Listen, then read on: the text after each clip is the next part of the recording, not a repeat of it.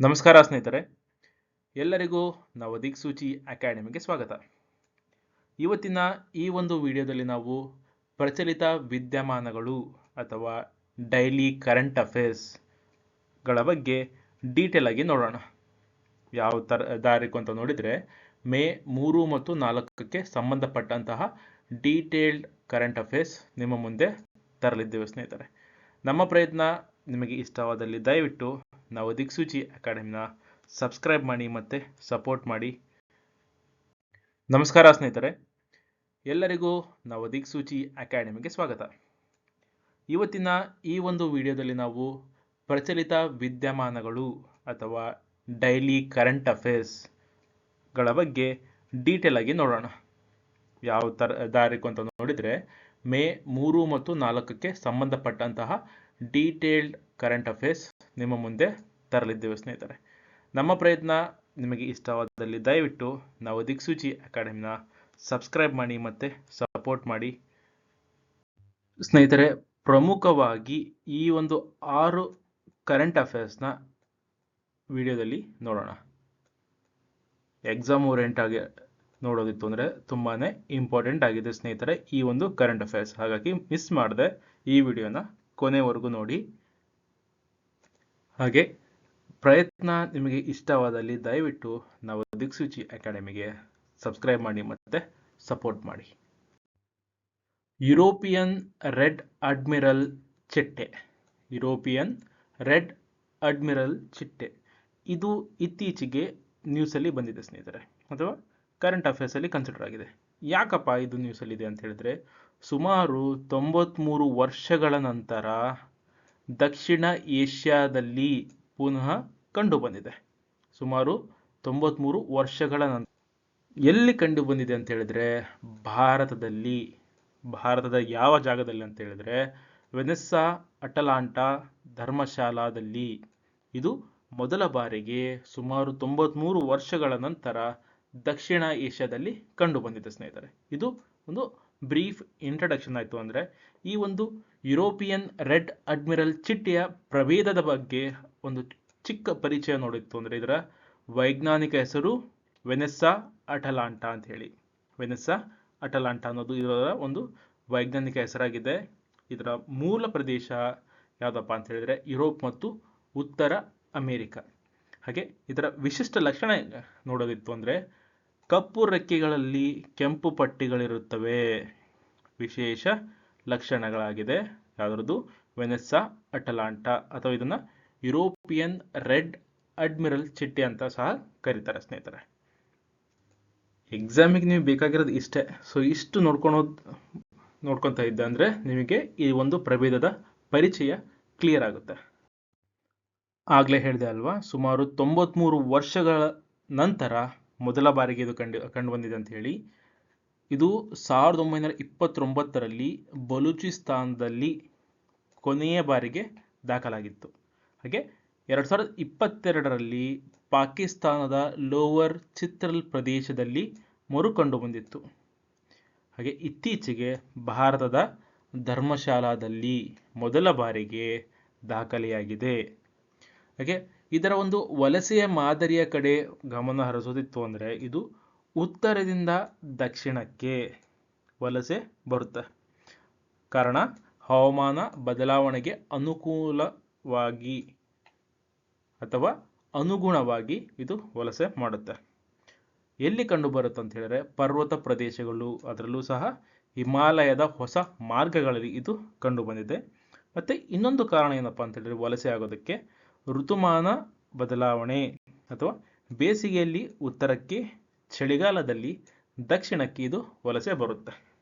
ಇದು ಇದರ ಒಂದು ವಲಸೆಯ ಪ್ಯಾಟ್ರನ್ ಅಥವಾ ಮಾದರಿ ಅಂತ ಹೇಳ್ಬೋದು ಸ್ನೇಹಿತರೆ. ಈ ಒಂದು ಚಿಟ್ಟೆಯ ಅಧ್ಯಯನದ ಮಹತ್ವದ ಕಡೆ ನೋಡೋದಿತ್ತು ಅಂದರೆ ಜಾಗತಿಕ ಜೀವ ವೈವಿಧ್ಯತೆಯ ಬಗ್ಗೆ ತಿಳಿಸಿಕೊಡುತ್ತೆ, ಹವಾಮಾನ ಬದಲಾವಣೆ ಬಗ್ಗೆ ತಿಳಿಸಿಕೊಡುತ್ತೆ, ಹಾಗೂ ಸ್ಥಳೀಯ ಪರಿಸರದ ಬಗ್ಗೆ ಇದು ತಿಳಿಸಿಕೊಡುತ್ತೆ. ಪ್ರಮುಖವಾಗಿ ವಿಶ್ವದ ಪರಿಸರ ಬದಲಾವಣೆಗಳ ಮೇಲುಸ್ತುವಾರಿಯ ಬಗ್ಗೆ, ಪ್ರಭೇದದ ವಿತರಣೆಯ ಮೇಲೆ ಇರುವಂತಹ ಪ್ರಭಾವದ ಬಗ್ಗೆ, ಹಾಗೆ ಸ್ಥಳೀಯ ಪರಿಸರ ವ್ಯವಸ್ಥೆಯ ಮೇಲಿನ ಪರಿಣಾಮದ ಬಗ್ಗೆ ಈ ಒಂದು ಅಧ್ಯಯನ ಹೆಚ್ಚಾಗಿ ಮಹತ್ವವನ್ನು ನೀಡುತ್ತೆ.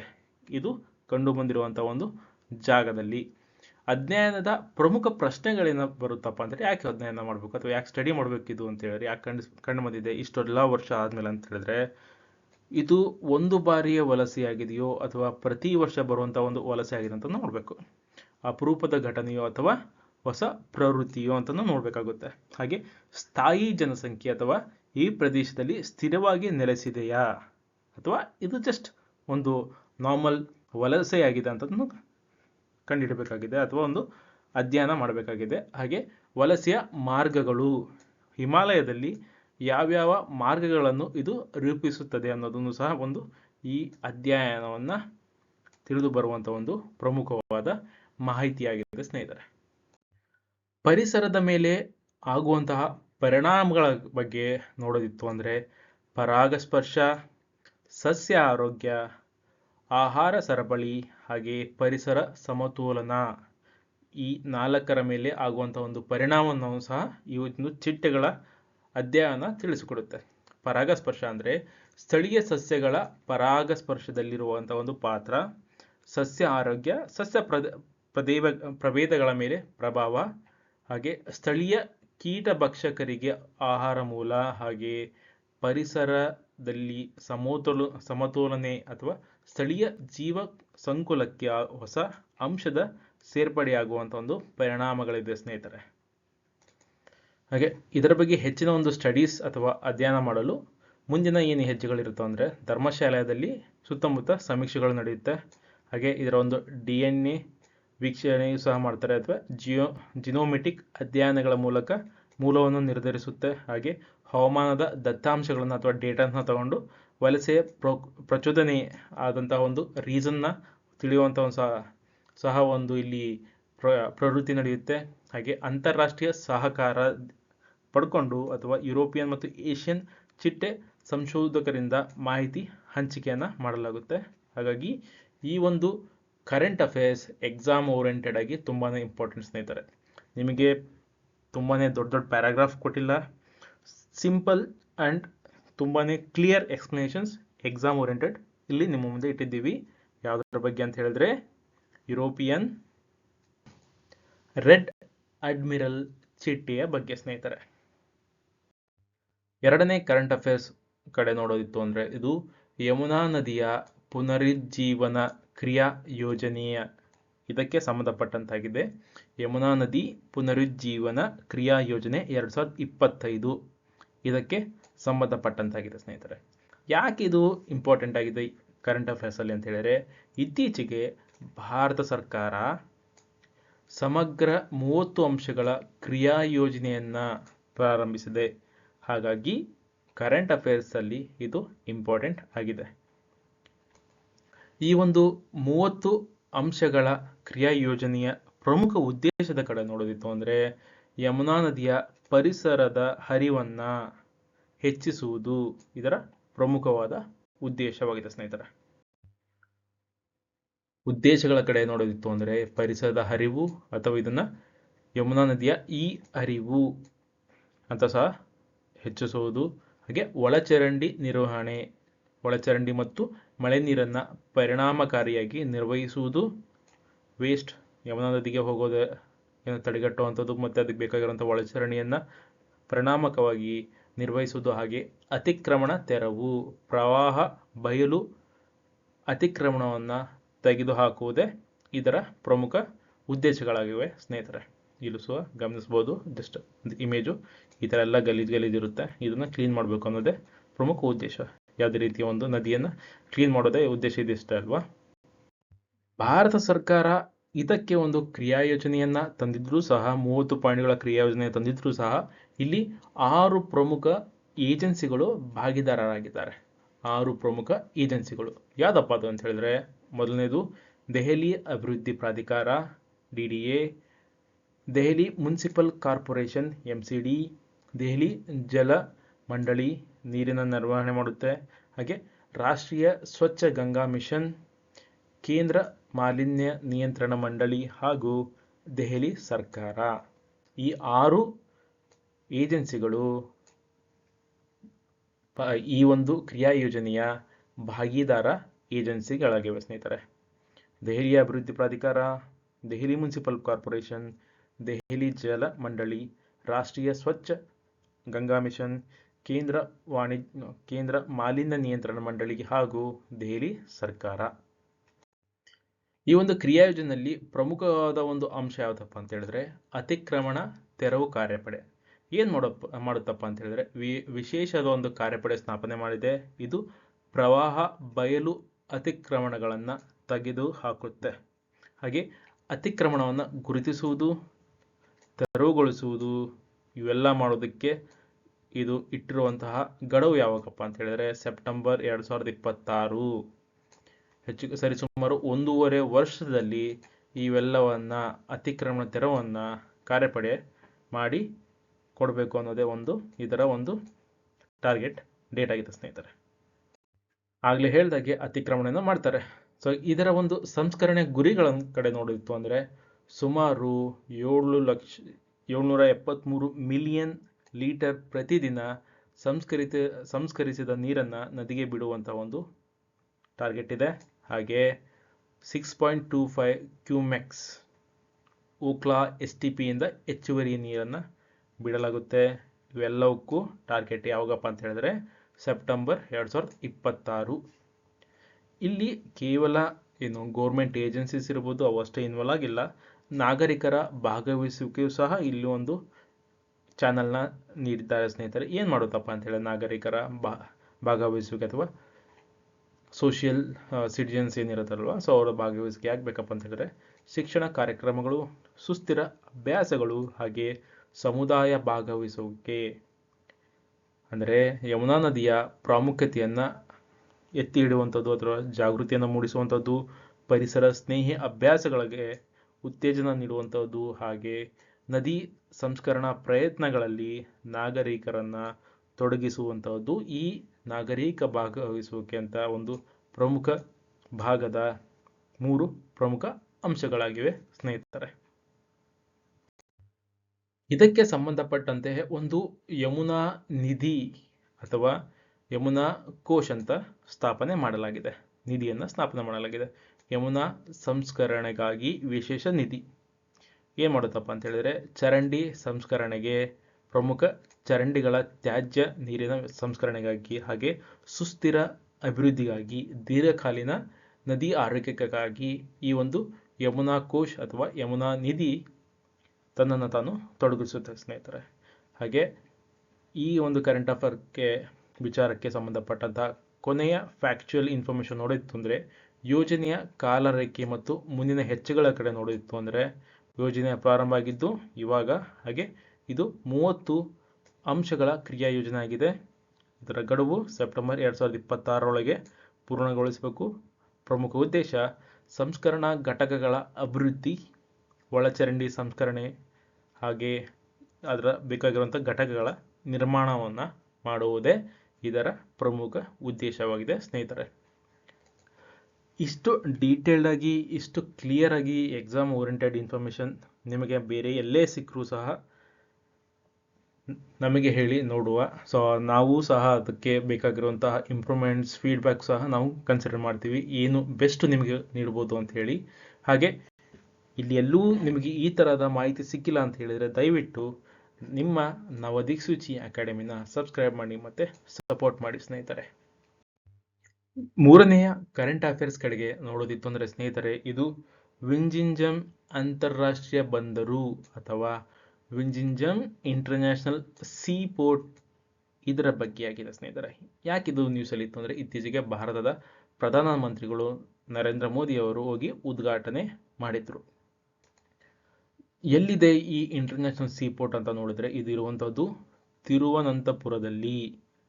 ಹಾಗೆ ಇದನ್ನು ಯಾರು ಡೆವಲಪ್ ಮಾಡ್ತಿದ್ದಾರೆ ಅಂದರೆ ಕಂಬೈನ್ಡ್ ಆಗಿ ಅದಾನಿ ಫೋರ್ಟ್ಸ್ ಮತ್ತು SEZ ಸಹಭಾಗಿತ್ವದಲ್ಲಿ ಇದನ್ನು ಅಭಿವೃದ್ಧಿ ಪಡಿಸಲಾಗ್ತಿದೆ ಸ್ನೇಹಿತರೆ.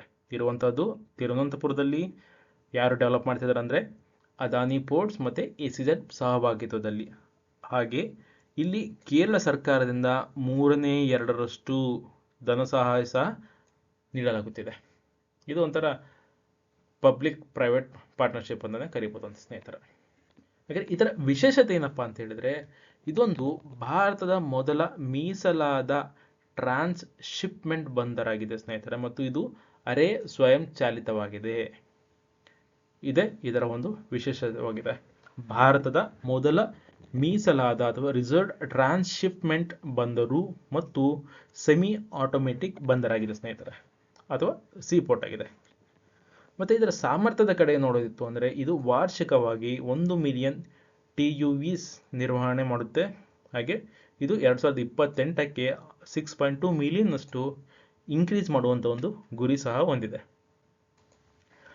TUVs ಅಂದರೆ ಅಂತ ಹೇಳಿದ್ರೆ, TUVs ಅಂದರೆ 20 ಫುಟ್ ಇಕ್ವಲೆಂಟ್ ಯೂನಿಟ್ಸ್ ಅಂತ ಹೇಳಿ, 20 ಫುಟ್ ಇಕ್ವಲೆಂಟ್ ಯೂನಿಟ್ಸ್ ಅಂತ ಹೇಳಿ. ಇದೊಂದು ಆಳ ಜಲಬಂದರಾಗಿ ಅಂತಾರಾಷ್ಟ್ರೀಯ ವ್ಯಾಪಾರದಲ್ಲಿ ಭಾರತದ ಪಾತ್ರವನ್ನು ಹೆಚ್ಚಿಸಲು ವಿನ್ಯಾಸ ಮಾಡಲಾಗಿದೆ. ಡೀಪ್ ಸೀಪೋರ್ಟ್ ಆಗಿದೆ. ಇಂಟರ್ನ್ಯಾಷನಲ್ ಟ್ರೇಡಲ್ಲಿ ಭಾರತದ ಒಂದು ಸ್ಟ್ಯಾಂಡನ್ನು ಅಥವಾ ಒಂದು ಪಾತ್ರವನ್ನು ಹೆಚ್ಚಿಸಲು ಇದನ್ನು ವಿನ್ಯಾಸ ಮಾಡಲಾಗಿದೆ ಸ್ನೇಹಿತರೆ. ಸರಿ, ಒಂದು ಸೀಪೋರ್ಟನ್ನು ಮಾಡಿಬಿಟ್ರು. ಸೊ ಅದರ ಆರ್ಥಿಕವಾಗ ಲಾಭ ಏನು ಅಂತ ನೋಡೋದಿತ್ತು ಅಂದರೆ, ವಾರ್ಷಿಕವಾಗಿ 2,500 ಕೋಟಿ ವಾರ್ಷಿಕ ಲಾಭದ ನಿರೀಕ್ಷೆ ಹೊಂದಿದೆ. ಹಾಗೆ ಇದಕ್ಕೆ ಪ್ರಮುಖವಾದ ಸ್ಪರ್ಧೆ ಎಲ್ಲಿಂದ ಸಿಗುತ್ತೆ ಅಂತ ಹೇಳಿದ್ರೆ, ಭಾರತದಲ್ಲಿರುವಂಥ ಕೊಚ್ಚಿ ಮತ್ತು ಟ್ಯುಟಿಕರನ್, ಅದನ್ನು ಹೊರತುಪಡಿಸಿ ಕೊಲಂಬೋ ಮತ್ತು ಸಿಂಗಾಪುರ್ ಬಂದರಿನೊಂದಿಗೆ ಇದರ ಒಂದು ಸ್ಪರ್ಧಾತ್ಮತೆ ಅಥವಾ ಸ್ಪರ್ಧೆ ಹೆಚ್ಚಾಗಲಿದೆ. ಹಾಗೆ ಈ ಒಂದು ಸೀಪೋರ್ಟ್ಗೆ ಜಾಗತಿಕ ಸಂಪರ್ಕವನ್ನು ನೀಡುವಂಥದ್ದು MSC-Z ಸರ್ವಿಸಸ್ ಮೂಲಕ ಯುರೋಪ್ ಮತ್ತು ಏಷ್ಯಾಕ್ಕೆ ಸಂಪರ್ಕ ನೀಡುವಂಥ ಒಂದು ಗುರಿ ಸಹ ಹೊಂದಿದೆ. ಇದೊಂದು MSC-Z ಸರ್ವಿಸಸ್ ಇದೆ ಅಲ್ವಾ, ಗ್ಲೋಬಲ್ ಸಿ ಟ್ರಾನ್ಸ್ಪೋರ್ಟೇಷನ್ ಕಿಂಗ್ ಅಂತಾನೆ ಹೇಳ್ಬೋದು, ಅಷ್ಟು ದೊಡ್ಡದಾಗಿದೆ ಸ್ನೇಹಿತರೆ ಅದು. 4ನೇ ಕರೆಂಟ್ ಅಫೇರ್ಸ್, INCOIS ಜಲಾಂತರ್ಗಾಮಿ ಕೇಬಲ್ ಯೋಜನೆ ಬಗ್ಗೆ ಸಂಬಂಧಪಟ್ಟಂತಾಗಿದೆ. ಏನಪ್ಪ ಇದು INCOIS ಅಂತ ಹೇಳಿದ್ರೆ, Indian national centre for ocean information services, Indian national centre for ocean information services ಅಂತ ಹೇಳಿ ಜಲಾಂತರ್ಗಾಮಿ ಕೇಬಲ್ ಯೋಜನೆ ಆಗಿದೆ. ಇದರ ಉದ್ದೇಶ ಸಾಗರ ಚಲನಶಾಸ್ತ್ರ ಮತ್ತು ಸುನಾಮಿ ಅಪಾಯ ತಿಳುವಳಿಕೆ ಇರುವಂತಹದ್ದನ್ನು ಸುಧಾರಣೆ ಮಾಡುವಂಥದ್ದು ಇದರ ಉದ್ದೇಶವಾಗಿದೆ. ಎಲ್ಲಿರುವಂಥದ್ದು ಅಂದರೆ, ಅಂಡಮಾನ್ ನಿಕೋಬಾರ್ನ ಒಂಡೂರಿನ ಪಶ್ಚಿಮಕ್ಕೆ 150 ಕಿಲೋಮೀಟರ್ ಅಷ್ಟು ಕೇಬಲ್ ಹಾಕುವಂಥ ಯೋಜನೆ ಆಗಿದೆ. ಹೆಂಗಿದೆ ಇದರ ತಂತ್ರಜ್ಞಾನ ಅಂತ ಹೇಳಿದ್ರೆ, 2 ವಿಜ್ಞಾನ ನೋಡ್ ಮತ್ತು 2,500 ಮೀಟರ್ ಆಳದಲ್ಲಿ ಸಂವೇದಕಗಳನ್ನು ಇದು ಕಂಡುಹಿಡಿಯುತ್ತೆ ಸ್ನೇಹಿತರೆ. ಯಾಕೆ ಬೇಕಂತ ಹೇಳಿದ್ರೆ, ಸಾಗರ ಚಲನಶಾಸ್ತ್ರ ಮತ್ತು ಸುನಾಮಿಯ ಅಪಾಯದ ಬಗ್ಗೆ ತಿಳುವಳಿಕೆ ಇನ್ಫಾರ್ಮೇಷನ್ ಇದು ನೀಡುತ್ತೆ. ಇದನ್ನು ನೋಡ್ಕೊತ ಇರೋದು ಅಥವಾ ಇದರ ಒಂದು ಉಸ್ತುವಾರಿ ಹೊಂದಿರುವಂಥದ್ದು ಸಾಗರ ಮಾಹಿತಿ ಸೇವೆಗಳ ಭಾರತೀಯ ರಾಷ್ಟ್ರೀಯ ಕೇಂದ್ರ, ಇದರ ಒಂದು ಉಸ್ತುವಾರಿಯನ್ನು ಹೊಂದಿದೆ. ಹಾಗೆ ಅಂತಾರಾಷ್ಟ್ರೀಯ ವೈಜ್ಞಾನಿಕ ಸಮುದಾಯದ ಬೆಂಬಲದೊಂದಿಗೆ ಈ ಯೋಜನೆಯ ಒಂದು ತಿಳುವಳಿಕೆ ಅಥವಾ ಒಂದು ಸುಧಾರಣೆ ಸಹ ಮಾಡಲಾಗುತ್ತಿದೆ. ಮತ್ತೆ ಯಾಕೆ ಬೇಕಪ್ಪ ಇದು ಅಂತ ಹೇಳಿದ್ರೆ, ರಿಯಲ್ ಟೈಮ್ ಡೇಟಾ ಸಹ ಇದು ನೀಡುತ್ತೆ. ಜಲಾಂತರ್ಗಾಮಿ ಕೇಬಲ್ ಡೇಟಾ ಸ್ವಾಧೀನಕ್ಕೆ ಅನುಕೂಲವಾಗಿದೆ. ಹಾಗೆ ಆಗಲೇ ಹೇಳಿದಾಗೆ ಸಾಗರದ ಸಂಶೋಧನೆಗಾಗಿ ಮತ್ತೆ ಭೂಕಂಪ ಮತ್ತು ಸುನಾಮಿಯ ಬಗ್ಗೆ ಇದು ಇಂಪ್ರೂವ್ಡ್ ಇನ್ಫಾರ್ಮೇಷನ್ ಸಹ ನೀಡುತ್ತೆ. ಹಾಗಾಗಿ INCOIS ಜಲಾಂತರ್ಗಾಮಿ ಕೇಬಲ್ ಯೋಜನೆ ತುಂಬಾನೇ ಇಂಪಾರ್ಟೆಂಟ್ ಆಗಿದೆ. ಹಾಗೆ ಇದಕ್ಕೆ ಸಂಬಂಧಪಟ್ಟಂತಹ ಇನ್ನೊಂದು ಇನ್ಫಾರ್ಮೇಷನ್ ಏನಪ್ಪಾ ಅಂತ ಹೇಳಿದ್ರೆ, ಸಾಗರ ದಶಕ ಸುನಾಮಿ ಕಾರ್ಯಕ್ರಮ ODTP ಅಂತ ಹೇಳಿ. ಏನಿದು ಅಧ್ಯಯನದ ಗುರಿ ಅಂತ ಹೇಳಿದ್ರೆ, ಹಿಂದಿನ ಮತ್ತು ಸಂಭಾವ್ಯ ಸುನಾಮಿ ಮೂಲಗಳ ಅಧ್ಯಯನ ಮಾಡುತ್ತಿದ್ದು, ಹಾಗೆ ಇದರ ಪ್ರಭಾವದ ನಿರ್ಣಯದ ಕಡೆ ನೋಡುತ್ತೆ ಅಂದರೆ ಮೂಲಸೌಕರ್ಯ ಮತ್ತು ಸಾಗರ ಸಂಪತ್ತಿನ ಮೇಲೆ ಸಹ ಇದು ಪರಿಣಾಮ ಬೀರುತ್ತೆ. ಅದರ ಬಗ್ಗೆ ಇರುವಂತಹ ಮಾಹಿತಿಯನ್ನು ನೀಡುತ್ತೆ. ಹಾಗೆ ಮುಂಚಿತ ಎಚ್ಚರಿಕೆಗಳಿಗೆ ಇದು ವ್ಯವಸ್ಥೆಯನ್ನು ಸಹ ಸುಧಾರಣೆ ಮಾಡಲಿಂತದೆ. ಇದಕ್ಕೆ ಹೊರತುಪಡಿಸಿ ಇನ್ನೊಂದು ಅಸೋಸಿಯೇಟೆಡ್ ಇನ್ಫಾರ್ಮೇಷನ್ ನೋಡಿತ್ತು ಅಂದರೆ, ಇದು TRO ಯೋಜನೆ ಬಗ್ಗೆ ಅಥವಾ ಸುನಾಮಿ ಸಿದ್ಧ ಒಡಿಶಾ ಅಥವಾ ಸುನಾಮಿ ರೆಡಿ ಒಡಿಶಾ ಅನ್ನೋ ಒಂದು ಯೋಜನೆಗೆ ಸಂಬಂಧಪಟ್ಟಂತಾಗಿದೆ. ಏನು ಮಾಡುತ್ತಪ್ಪ ಇದು ಅಂತ ಹೇಳಿದ್ರೆ, ಕರಾವಳಿ ಸಮುದಾಯದ ಸ್ಥಿತಿ ಸ್ಥಾಪಕತ್ವ ಹೆಚ್ಚಿಸುವುದು, ಹಾಗೆ ಜೀವ ಮತ್ತು ಆಸ್ತಿ ರಕ್ಷಣೆಗಾಗಿ ಸನ್ನದ್ಧತೆಯನ್ನ ಅಥವಾ ರೆಡಿನೆಸ್ ಅನ್ನ ಹೆಚ್ಚಿಸುವಂಥದ್ದೇ ಈ ಒಂದು TRO ಸಂಬಂಧಪಡುತ್ತೆ. ಯಾವುದಕ್ಕೆ ಅಂದರೆ ಒಡಿಶಾ ರಾಜ್ಯಕ್ಕೆ ಸೇರಿದೆ. INCOIS ಸುನಾಮಿ ಅಪಾಯ ನಕ್ಷೆಗಳ ಕಡೆ ನೋಡುತ್ತೆ ಅಂದರೆ ಇದಕ್ಕೆ ಸಂಬಂಧಪಟ್ಟಂತಹ ಕಡೆಯ ಇನ್ಫಾರ್ಮೇಶನ್ ನೋಡೋಣ. ಇದರ ಪ್ರವೇಶ ಇತ್ತು ಅಂದರೆ ಸುನಾಮಿ ಅಪಾಯದ ನಕ್ಷೆಗಳು ಮತ್ತು ಸ್ಥಳಾಂತರಿಸುವ ಯೋಜನೆಗಳಿಗೆ ಪ್ರವೇಶವನ್ನ ಅಥವಾ ಒಂದು ಇನ್ಫಾರ್ಮೇಶನ್ ಒದಗಿಸುತ್ತೆ. ಹಾಗೆ ಒಡಿಶಾದಲ್ಲಿರುವಂಥ 2 ಗ್ರಾಮಗಳನ್ನ ಸುನಾಮಿ ಸಿದ್ಧ ಗ್ರಾಮಗಳಂತ ಘೋಷಣೆ ಮಾಡಲಾಗಿದೆ. ಮತ್ತೆ ಇದಕ್ಕೆ ಯಾರು ಸಹಕಾರ ಮಾಡ್ತಿದ್ದಾರೆ ಅಂತ ಹೇಳಿದ್ರೆ ಒಡಿಶಾ ರಾಜ್ಯ ವಿಪತ್ತು ನಿರ್ವಹಣಾ ಸಂಸ್ಥೆಯೊಂದಿಗೆ, ಒಡಿಶಾ ರಾಜ್ಯ ಮತ್ತು ವಿಪತ್ತು ನಿರ್ವಹಣಾ ಸಂಸ್ಥೆಯೊಂದಿಗೆ ಈ ಒಂದು ಸಹಯೋಗದೊಂದಿಗೆ INCOIS ಅಥವಾ TRO ತನ್ನ ಕಾರ್ಯವನ್ನು ನಡೆಸ್ತಾ ಇದೆ ಸ್ನೇಹಿತರೆ. ಮುಂದಿನ ಕರೆಂಟ್ ಅಫೇರ್ಸ್ ಅದು ಭಾರತದಲ್ಲಿರುವಂತಹ MSME ಅಥವಾ micro small and medium enterprises ಇದಕ್ಕೆ ಸಂಬಂಧಪಟ್ಟಂತಾಗಿದೆ. ಯಾಕಪ್ಪ ಇದು ಅಂತ ಹೇಳಿ ಇತ್ತೀಚೆಗೆ ಒಂದು ಭಾರತದಲ್ಲಿರುವಂತಹ MSMEಗೆ ಸ್ಪರ್ಧಾತ್ಮಕತೆಯನ್ನ ಹೆಚ್ಚಿಸುವಂತಹ ಒಂದು ಚರ್ಚೆ ಸಹ ನಡೀತು. ಹಾಗಾಗಿ ಇದು ನ್ಯೂಸ್ ಅಲ್ಲಿದೆ. ಯಾರು ಮಾಡ್ತಾರೆ ಇದಕ್ಕೆ ವರದಿ ಅಂತ ಹೇಳಿದ್ರೆ ನೀತಿ ಆಯೋಗ. ಸ್ನೇಹಿತರೆ ಕಮೆಂಟ್ ಅಲ್ಲಿ ತಿಳಿಸಿ ನೀತಿ ಆಯೋಗದಲ್ಲಿ ಈ ನೀತಿ ಅಂದ್ರೆ ಏನು ಅಂತ ಕಮೆಂಟ್ ಅಲ್ಲಿ ತಿಳಿಸಿ ಸ್ನೇಹಿತರೆ. ಹಾಗೆ ನೀತಿ ಆಯೋಗ ಇದಕ್ಕೊಂದು ರಿಪೋರ್ಟ್ ನೀಡುತ್ತೆ. ಏನು ಮಾಡುತ್ತಪ್ಪ ಅಂತ ಹೇಳಿದ್ರೆ ಈ MSMEಗಳ ಸ್ಪರ್ಧಾತ್ಮಕತೆಯನ್ನು ಹೆಚ್ಚಿಸಲು ಶಿಫಾರಸುಗಳನ್ನು ಒದಗಿಸುತ್ತೆ. ಹಾಗೆ ಇದಕ್ಕೆ ಬೇಕಾಗಿರುವಂಥ ಬೆಳವಣಿಗೆಗೆ ಹಾಗೆ ಟೆಕ್ನಾಲಜಿಕಲ್ ಅಡ್ವಾನ್ಸ್ಮೆಂಟ್ಸ್ಗೆ ಒಂದು ಉತ್ತೇಜನವನ್ನು ನೀಡುತ್ತೆ ಈ ರಿಪೋರ್ಟ್. MSMEಗಳಿಗೆ ಉತ್ತೇಜನ ಯಾಕೆ ಬೇಕು? ಆಲ್ರೆಡಿ ನಡೀತಾ ಇದೆ ಅಲ್ವಾ, ಸೊ ನಡೀಲಿ ಅಂತ ಯಾಕೆ ಬೇಕು? ಆ ಥರ ವರ್ಕೌಟ್ ಆಗಲ್ವಾ? ಹಾಗಾಗಿ 4 ಪ್ರಮುಖವಾದ ಒಂದು ಸ್ಪರ್ಧಾತ್ಮಕತೆಯನ್ನು ಹೆಚ್ಚಿಸುವುದು ಇದರ ಉದ್ದೇಶವಾಗಿದೆ. ಒಂದು ಮಾರ್ಕೆಟ್ ಪ್ರವೇಶ, ನಾವೀನ್ಯತೆ, ಹಣಕಾಸು ಹಾಗೂ ಕೌಶಲ್ಯ ಸ್ಕಿಲ್ಸ್, ಫೈನಾನ್ಸ್, ನ್ಯೂ ಮಾರ್ಕೆಟ್ ಹಾಗೆ ಟೆಕ್ನಾಲಜಿಕಲ್ ಅಡ್ವಾನ್ಸ್ಮೆಂಟ್ಸ್ ಇವು ಇಂಪಾರ್ಟೆಂಟ್ ಆಗಿದೆ ಸ್ನೇಹಿತರೆ MSMEಗೆ ಕನ್ಸಿಡರ್ ಮಾಡಿದ್ರೆ. ಇದಕ್ಕೆ ಪ್ರಮುಖವಾಗಿ 4 ಪ್ರಮುಖ ಸೆಕ್ಟರ್ಗಳನ್ನು ಅಥವಾ ಆರ್ಥಿಕ ವಿಶ್ಲೇಷಣೆಗಾಗಿ ಸೆಲೆಕ್ಟ್ ಮಾಡಲಾಗಿದೆ. ಯಾವುದಪ್ಪ ಅದು ಅಂತ ಹೇಳಿದ್ರೆ ರಾಸಾಯನಿಕ ಉತ್ಪನ್ನಗಳು ಈ ಒಂದು ಸೆಕ್ಟರ್, ಜವಳಿ ಮತ್ತು ಉಡುಪು ಸೆಕ್ಟರ್ ಹಾಗೆ ಅಥವಾ ಕ್ಷೇತ್ರ, ಆಟೋಮೋಟಿವ್ ಮತ್ತು ಆಹಾರ ಸಂಸ್ಕರಣೆ. ಈ 4 ಪ್ರಮುಖ ಕ್ಷೇತ್ರಗಳನ್ನು MSME ಸ್ಪರ್ಧಾತ್ಮಕತೆಗೆ ಹೆಚ್ಚಿಸುವುದಕ್ಕಾಗಿ ಸೆಲೆಕ್ಟ್ ಮಾಡಲಾಗಿದೆ. Micro enterprises, small enterprises, medium enterprises. Difference ಏನಪ್ಪ ಅಂತ ಹೇಳಿದ್ರೆ ಕೆಲವೊಮ್ಮೆ ಅದು ಡೆಫಿನೇಷನ್ಸ್ ವಿತ್ ರೆಸ್ಪೆಕ್ಟ್ ಟು ಎಷ್ಟು ಅಮೌಂಟ್ ಅವರು ಇನ್ವೆಸ್ಟ್ಮೆಂಟ್ ಮಾಡ್ತಿದ್ದಾರೆ ಆ್ಯಸ್ ಅ ಕ್ಯಾಪಿಟಲ್ ಅನ್ನೋದ್ರ ಮೇಲೂ ಸಹ ಇದು ಡಿಪೆಂಡ್ಸ್ ಆಗುತ್ತೆ. So investment in terms of plant and machinery ಮೇಲೆ ಇದು ಕನ್ಸಿಡರ್ ಆಗುತ್ತೆ. ಅದ್ರ ಪ್ರಕಾರ ಮೈಕ್ರೋ, ಸ್ಮಾಲ್, ಮೀಡಿಯಂ ಅಂತ ಡಿಫೈನ್ ಮಾಡ್ತಾ ಹೋಗ್ತಾರೆ ಸ್ನೇಹಿತರೆ. ನೀತಿ ಆಯೋಗ ನೀಡ್ತಿರುವಂತಹ ಒಂದು ರಿಪೋರ್ಟಲ್ಲಿ ಪ್ರಮುಖ ಅಂಶಗಳೇನಿರುತ್ತೆ ಅಂತ ಹೇಳಿದ್ರೆ ಹಣಕಾಸು ಲಭ್ಯತೆ, ಕೌಶಲ್ಯ ಮತ್ತು ಉತ್ಪಾದಕತೆ ಹಾಗೆ ನಾವೀನ್ಯತೆ ಮತ್ತು ತಂತ್ರಜ್ಞಾನ ಅಳವಡಿಕೆ. ಇದು ವರದಿಯ ಪ್ರಮುಖ ಅಂಶಗಳಾಗಿದೆ.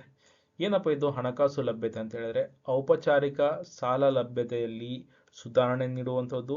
ಯಾಕಪ್ಪ ಅಂತ ಹೇಳಿದ್ರೆ ಸುಮಾರು 80 ಲಕ್ಷ ಕೋಟಿ ಇಲ್ಲಿ ಒಂದು ಗ್ಯಾಪ್ ಇದೆ ಅಂತ ಇದು ಐಡೆಂಟಿಫೈ ಮಾಡಿದೆ.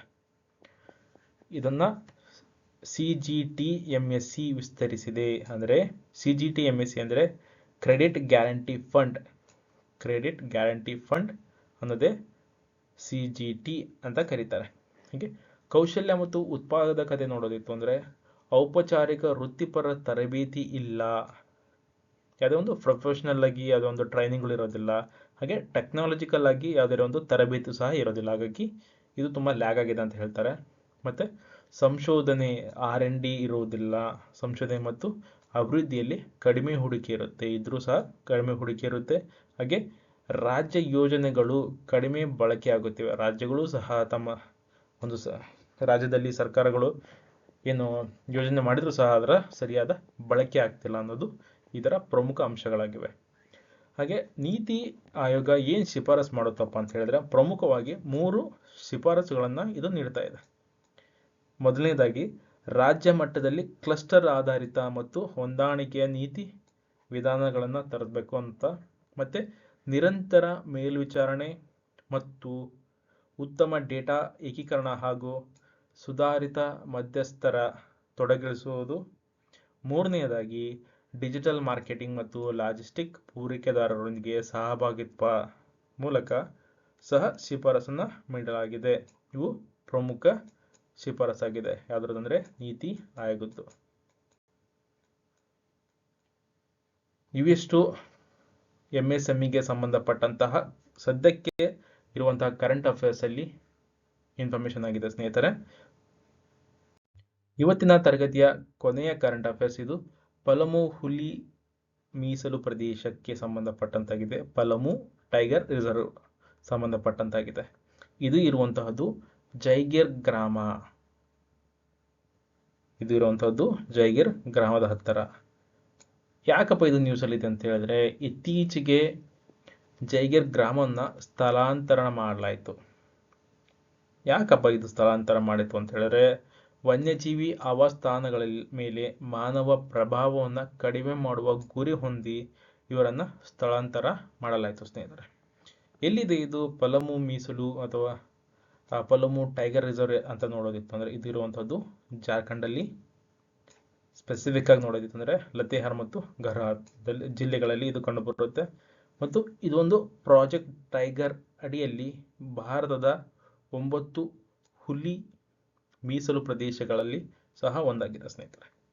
ಪ್ರಾಜೆಕ್ಟ್ ಟೈಗರ್ನ 9 ಏನು ಮೀಸಲು ಪ್ರದೇಶಗಳಿದ್ವಲ್ಲ ಅದರಲ್ಲಿ ಪಲಮು ಟೈಗರ್ ರಿಸರ್ವ್ ಸಹ ಒಂದಾಗಿದೆ. ಮತ್ತೆ ಇದರ ಒಟ್ಟು ವಿಸ್ತೀರ್ಣದ ಕಡೆ ನೋಡುತ್ತೆ ಅಂದ್ರೆ ಸುಮಾರು 1014 ಚದುರ ಕಿಲೋಮೀಟರ್ ವಿಸ್ತೀರ್ಣವಿದೆ. ಹಾಗೆ 414 ಚದುರ ಕಿಲೋಮೀಟರ್ ಮುಖ್ಯ ಪ್ರದೇಶವಿದೆ ಸ್ನೇಹಿತರೆ. ಇದು ಪಲಮು ಟೈಗರ್ ರಿಸರ್ವ್ನ ಒಂದು ಕ್ವಿಕ್ ಇಂಟ್ರಡಕ್ಷನ್ ಆಗಿದೆ. ಪಲಮು ಟೈಗರ್ ರಿಸರ್ವ್ನ ಭೂಪ್ರದೇಶ ಯಾವ ಥರ ಡಿವೈಡ್ ಆಗಿದೆ ಅಂತ ನೋಡಿದ್ರೆ ಇಲ್ಲಿ ಬೆಟ್ಟಗಳು, ನದಿಗಳು, ಕಣಿವೆಗಳು ಹಾಗೆ ಬಯಲು ಪ್ರದೇಶಗಳಿವೆ. 3 ಪ್ರಮುಖ ನದಿಗಳಿವೆ ಈ ಒಂದು ಪ್ರದೇಶದಲ್ಲಿ. ಆಳವಾದ ಕಣಿವೆಗಳಿವೆ, ಹಾಗೆ ಎತ್ತರದ ಬೆಟ್ಟಗಳಿರ್ಬೋದು, ಹಾಗೆ ವಿಶಾಲವಾದ ಹುಲ್ಲುಗಾವಲು ಇರುವಂತಹ ಒಂದು ನದಿಗಳು ಸಹ ಇಲ್ಲಿ ಕಂಡುಬರುತ್ತೆ. ಹಾಗೆ ಇಲ್ಲಿ ಪ್ರಮುಖವಾಗಿ ಸಸ್ಯ ಮತ್ತು ಪ್ರಾಣಿಗಳ ಕಡೆ ನೋಡುತ್ತಂದ್ರೆ ಇಲ್ಲಿ ನಾವು ಹೆಸರು ಹೇಳಿದಾಗೆ ಟೈಗರ್ ರಿಸರ್ವ್ ಅಲ್ಲ, ಹುಲಿಗಳು ಇರಲೇಬೇಕು. ಅದರ ಜೊತೆಗೆ ಏಷ್ಯಾಟಿಕ್ ಆನೆಗಳು ಮತ್ತೆ ಪ್ರಮುಖವಾಗಿ ಸಾಲ್ ಮತ್ತು ಬಿದಿರಿನ ಕಾಡುಗಳು ಸಹ ಇಲ್ಲಿ ಕಾಣ ಸಿಗುತ್ತೆ. ಇವೆಲ್ಲ ಒಂಥರ ಸಸ್ಯವರ್ಗವು ತೇವಭರಿತ ಮತ್ತು ಒಣ ಎಲೆಯುದಿರುವ ಕಾಡುಗಳಾಗಿ ಇಲ್ಲಿ ಕಾಣಸಿಗುತ್ತೆ ಸ್ನೇಹಿತರೆ. ಒಂದು ಸ್ಥಳ ಏನೋ ಐಡೆಂಟಿಫೈ ಮಾಡಿದ್ರು, ಅವ್ರನ್ನ ಸ್ಥಳಾಂತರ ಮಾಡಬೇಕು ಅಂತೂ ಸಹ ಡಿಸೈಡ್ ಆಯಿದ್ರು ಅಂದ್ಕೊಳ್ಳಿ. ಬಟ್ ಪ್ರಕ್ರಿಯೆ ಏನಿತ್ತು ಅಂತ ನೋಡೋದಿತ್ತು ಅಂದರೆ ಹೇಗೆ ಅವರನ್ನು ಸ್ಥಳಾಂತರ ಮಾಡಿದ್ರು ಅಂತ ಹೇಳಿದರೆ ರೆಗರಸ್ ಡಿಸ್ಕಷನ್ಸ್ ನಡೀತು, ಚರ್ಚೆಗಳು ನಡೀತು, ಸೀರೀಸ್ ಆಫ್ ಡಿಸ್ಕಷನ್ ನಡೀತು. ಯಾರೊಂದಿಗೆ ಅಂದರೆ ಗ್ರಾಮಸ್ಥರೊಂದಿಗೆ ವ್ಯಾಪಕ ಚರ್ಚೆಗಳು ನಡೀತು. ಹಾಗೆ ಅವ್ರಿಗೆ ಚರ್ಚೆ ಆದ ತಕ್ಷಣ ಯಾರೂ ಒಪ್ಪಲ್ಲಲ್ವಾ, ಆಬ್ವಿಯಸ್ಲಿ ಅವರಿಗೆ ಪರಿಹಾರ ನೀಡಬೇಕಾಗುತ್ತಲ್ವಾ.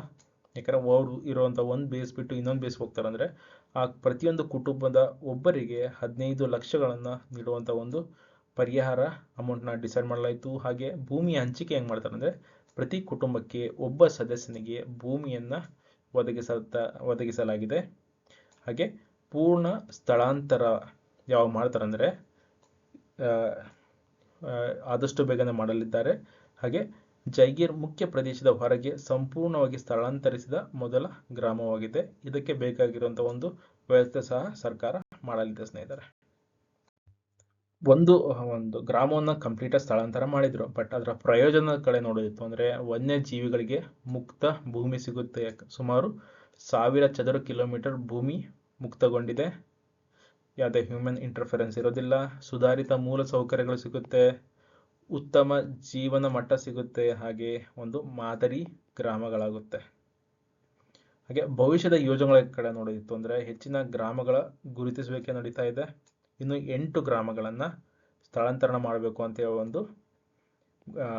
ಒಂದು ಡಿಸ್ಕಷನ್ ಸಹ ನಡೀತಾ ಇದೆ. ಹಾಗೆ ಪೋಲ್ಪಲ್ ಅಭಿವೃದ್ಧಿ ಹೊಂದುತ್ತಿರುವ ಒಂದು ಸಮುದಾಯವನ್ನು ಸಹ ಮಾಡಲಾಗುತ್ತಿದೆ. ಹಾಗೆ ಸುಸ್ಥಿರ ಪರಿಸರ ಅಥವಾ ವನ್ಯಜೀವಿಗಳು ಮತ್ತು ಮಾನವರ ನಡುವಿನ ಒಂದು ಆ ಸಂಘರ್ಷವನ್ನು ಕಡಿಮೆ ಮಾಡುವಂಥ ಒಂದು ಪ್ರಯತ್ನ ಸಹ ನಡೆಯಲಿದೆ ಸ್ನೇಹಿತರೆ. ಇವತ್ತಿನ ತರಗತಿಯ ಕಡೆಯ ಒಂದು ಘಟ್ಟಕ್ಕೆ ಬಂದಿದ್ದೀವಿ ಸ್ನೇಹಿತರೆ. ಇವಿಷ್ಟು ಮಾಹಿತಿಗಳು ನಿಮಗೆ ಇಷ್ಟವಾದಲ್ಲಿ ದಯವಿಟ್ಟು ಈ ಒಂದು ನವದಿಕ್ಸೂಚಿ ಅಕಾಡೆಮಿ ಚಾನಲ್ನ ಸಬ್ಸ್ಕ್ರೈಬ್ ಮಾಡಿ ಮತ್ತು ಸಪೋರ್ಟ್ ಮಾಡಿ. ಪಲಮು ಟೈಗರ್ ರಿಸರ್ವ್ಗೆ ಸಂಬಂಧಪಟ್ಟಂತಹ ಕಡೆಯ ಇನ್ಫಾರ್ಮೇಷನ್, ಸಂರಕ್ಷಣೆಯ ಭವಿಷ್ಯದ ಬಗ್ಗೆ ನೋಡೋದಿತ್ತು ಅಂದರೆ ಸ್ಥಳಾಂತರಿತ ಗ್ರಾಮಗಳು ಯಾವುದಂದರೆ ಜೈಗಿರ್, ಇದು ಕಂಪ್ಲೀಟ್ ಆಗಿದೆ. ಭವಿಷ್ಯದ ಸ್ಥಳಾಂತರಗಳು ಯಾವಂದರೆ ಇನ್ನು 8 ಯೋಜನೆಯಲ್ಲಿವೆ ಗ್ರಾಮಗಳನ್ನು ಸ್ಥಳಾಂತರ ಮಾಡಲು. ಮುಕ್ತಗೊಂಡ ಭೂಮಿ ಎಷ್ಟಂದರೆ ಸುಮಾರು 1000 ಚದುರ ಕಿಲೋಮೀಟರ್. ಪರಿಹಾರ ಪ್ಯಾಕೇಜ್ 15 ಲಕ್ಷ ಪ್ರತಿ ಕುಟುಂಬಕ್ಕೆ. ಇವಿಷ್ಟು ಇವತ್ತಿನ ಕರೆಂಟ್ ಅಫೇರ್ಸ್ನ ಪ್ರಮುಖವಾದ ಡೀಟೇಲ್ಸ್ ನಿಮ್ಮ ಮುಂದೆ ತಂದಿಟ್ಟಿದ್ದೀವಿ ಸ್ನೇಹಿತರೆ. ಧನ್ಯವಾದಗಳು. ಹೀಗೆ ನವದಿಕ್ಸೂಚಿ ಅಕಾಡೆಮಿನ ಸಪೋರ್ಟ್ ಮಾಡ್ತಾ ಇರಿ, ಶೇರ್ ಮಾಡ್ತಾ ಇರಿ, ಮತ್ತು ಯಾವುದೇ ರೀತಿಯ ಇಂಪ್ರೂವ್ಮೆಂಟ್ ಇತ್ತು ಅಂದರೆ ಕಮೆಂಟ್ ಬಾಕ್ಸಲ್ಲಿ ತಿಳಿಸ್ತಾ ಇರಿ ಸ್ನೇಹಿತರೆ. ಧನ್ಯವಾದಗಳು.